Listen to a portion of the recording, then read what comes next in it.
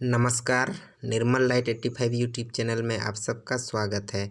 आज के इस वीडियो में हम लोग देखेंगे क्लास 10th के रसायन शास्त्र विषय में धातु एवं अधातु के बारे में जानेंगे।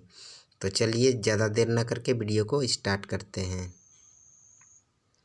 सबसे पहले जानेंगे हम लोग धातु। धातु क्या है? इसको इंग्लिश में मेटल कहा जाता है। तो इसका परिभाषा देखते हैं। धातु वह पदार्थ है जो पीटकर छोटा या बड़ा किया जा सकता है या पात्र बनाया जा सकता है, अर्थात ऐसे तत्व जो हाइड्रोजन और हीलियम को छोड़कर इलेक्ट्रॉन को त्याग कर धनायन प्रदान करते हैं एवं इस तत्व के बाह्यतम कक्षा में 1, 2, 3 इलेक्ट्रॉन होते हैं। अधिकतम 1 या 2 या 3 इलेक्ट्रॉन होते हैं बाह्यतम कक्षा में और वह इलेक्ट्रॉन को त्याग कर धनायन प्रदान करता है यानी प्लस। ठीक है, तो ऐसे इस प्रकार के जितने भी तत्व हैं वह सभी क्या हैं? धातु हैं।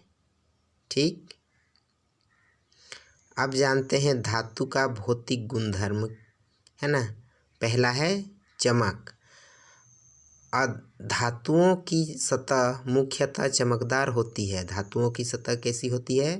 चमकदार होती है, जैसे सोना, चांदी, क्रोमियम आदि, है ना। ये सब में सभी में चमक होते हैं। दूसरा है कठोरता। धातु सामान्यतः कठोर होते हैं, जैसे लोहा, तांबा, सोना आदि। अपवाद में लिथियम, सोडियम, पोटेशियम, यह सभी मुलायम धातु हैं। यह चाकू से भी काटा जा सकता है। तीसरा है रूप या अवस्था। यह कमरे के ताप पर ठोस अवस्था में होते हैं। अपवाद में केवल मरकरी यानी पारा द्रव अवस्था में होते हैं। इसका उपयोग थर्मामीटर में किया जाता है। चौथा है आघातवर्धनीय। धातुओं को पीटकर पतली पतली चादरों या पत्तरों में किया जा सकता है, जैसे लोहे की चादर जो छतों पर लगाया जाता है, जिसे टीन कहा जाता है ना। तो धातु क्या होता है? आघातवर्धनीय होता है। और क्या बताएं? यह कमरे के ताप पर यानी 20 डिग्री सेल्सियस से 40 डिग्री सेल्सियस के बीच में यह ठोस अवस्था में होते हैं। ठीक है, अपवाद में केवल जो मरकरी है वह द्रव अवस्था में पाया जाता है। ठीक है, पांचवा है तन्यता। धातुओं को पतली तार के रूप में बनाया जा सकता है, जैसे तांबे की तार, एल्युमिनियम की तार इत्यादि। छठा, विद्युत व ऊष्मा के चालक, है ना। धातु विद्युत एवं ऊष्मा का चालक होता है। धातु सामान्यतः विद्युत व ऊष्मा के चालक या सुचालक होते हैं, जैसे चांदी, तांबा, सोना, एल्युमिनियम आदि। अपवाद में सीसा या लेड और पारा या मरकरी धातु विद्युत एवं ऊष्मा का कुचालक होता है, यानी सीसा और पारा से विद्युत धारा प्रवाहित नहीं होता है। यह क्या होता है? कुचालक होता है। नेक्स्ट पॉइंट, घनत्व।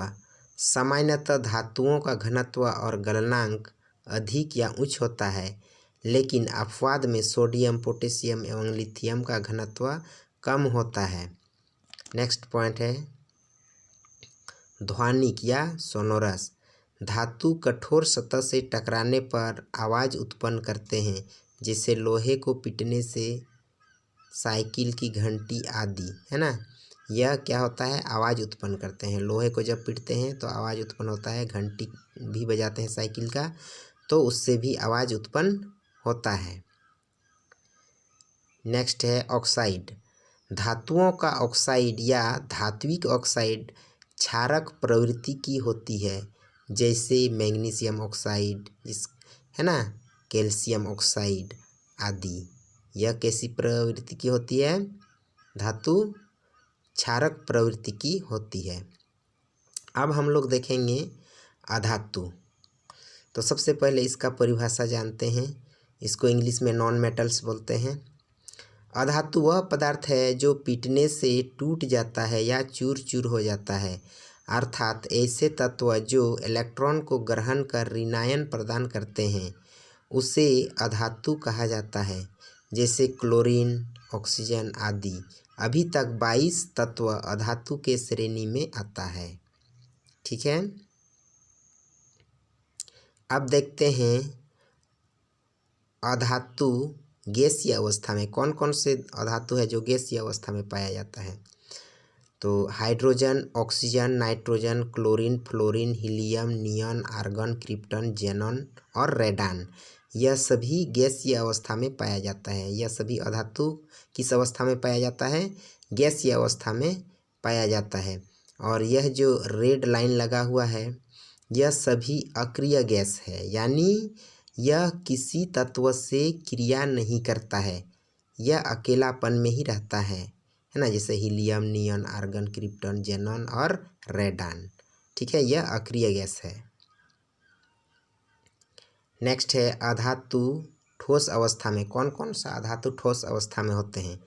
तो carbon, sulphur, phosphorus, iodine, boron, silicon, germanium, arsenic, selenium, antimony, यह सभी क्या होते हैं? ठोस अवस्था में होते हैं। यह अधातु जो है यह ठोस अवस्था में होते हैं। ठीक है, अब देखते हैं अधातुओं के भौतिक गुण क्या है ना। तो पहला है चमक। अधातु सामान्यतः चमकदार नहीं होता है, जैसे कार्बन या कोयला आदि। अपवाद में आयोडीन एवं हीरा की सतह चमकदार होती है ना। सामान्यतः अधातु जो होता है यह चमकदार नहीं होता है, लेकिन एक अपवाद है इसमें, है ना। आयोडीन एवं हीरा की सतह जो होता है यह चमकदार होता है और इसको अधातु की श्रेणी में रखा गया है, तो इसको याद रखना है। नेक्स्ट है कठोरता। अधातु सामान्यतः कठोर नहीं होता है, बल्कि यह मुलायम होती है, जैसे कोयला या कार्बन। अपवाद में हीरा सबसे कठोर होता है और चमकदार भी होता है। यह कार्बन का ही अपरूप है, यह धातु से भी कठोर होता है। हीरा अधातु है लेकिन यह धातु से भी कठोर होता है। नेक्स्ट है अवस्था या रूप, है ना। अधातु यह कमरे के ताप पर ठोस या गैस अवस्था में पाया जाता है। अपवाद में ब्रोमीन केवल द्रव अवस्था में पाया जाता है। प्रायः अधातु जो होते हैं वो किस अवस्था में पाया जाता है? ठोस या गैस अवस्था में पाया जाता है। लेकिन एक अपवाद है इसमें, क्या कि ब्रोमीन तत्व जो है यह द्रव अवस्था में पाया जाता है, तो इसको याद रखना है। द्रव अवस्था में एक ही अधातु पाया जाता है। नेक्स्ट है आघात वर्धनीय। इसकी पतली चादर नहीं बनाया जा सकता है, बल्कि यह पिटने से टूट जाता है। नेक्स्ट है तन्यता। अधातुओं को पतली तार के रूप में नहीं बनाया जा सकता है ना, या नहीं खींचा जा सकता है। यह अधातु है ना, इसको नहीं खींचा जा सकता है पतला तार में। नेक्स्ट है विद्युत एवं ऊष्मा के चालक। अधातु सामान्यतः विद्युत एवं ऊष्मा का कुचालक होता है। अपवाद में ग्रेफाइट विद्युत एवं ऊष्मा का सुचालक होता है, जो कि यह एक कार्बन का ही अपरूप है। इसलिए पेंसिल को किसी विद्युत बोर्ड पर नहीं डालना चाहिए। ठीक है, तो ये अपवाद में होता है, नहीं तो अधातु विद्युत का कुचालक होता है। नेक्स्ट है घनत्व। अधातुओं का घनत्व एवं गलनांक सामान्यतः बहुत कम होता है, जो कि यह बहुत कम तापमान पर द्रव अवस्था में परिवर्तन होने लगता है। ठीक है, आगे है ध्वनिक यानी सोनोरस। अधातु कठोर सतह से टकराने पर आवाज़ उत्पन्न नहीं होता है, यानी इससे किसी कठोर सतह से टकराने पर आवाज़ उत्पन्न नहीं होता है। किससे? अधातु से। नेक्स्ट है ऑक्साइड। अधात्विक ऑक्साइड अम्लीय प्रवृत्ति की होती है, जैसे कार्बन डाइऑक्साइड आदि। ठीक है, तो अधातु किस प्रवृत्ति की होती है? अम्लीय प्रवृत्ति की होती है। तो आई होप आप लोगों को यह वीडियो पसंद आया होगा और समझ में भी आया होगा। अब धातु एवं अधातु के बारे में आप लोगों को पूर्ण जानकारी इस वीडियो में दिया गया, तो मैं समझता हूँ आप लोग समझ गए होंगे। तो इस वीडियो को लाइक कीजिए, कमेंट कीजिए और अपने दोस्तों के साथ भी शेयर कीजिए। और अगर चैनल पर नए हैं तो कृपया चैनल को सब्सक्राइब कर लीजिए ताकि अगला वीडियो का नोटिफिकेशन आपको सबसे पहले मिलेगी। तो अगला वीडियो में मिलते हैं, तब तक के लिए धन्यवाद।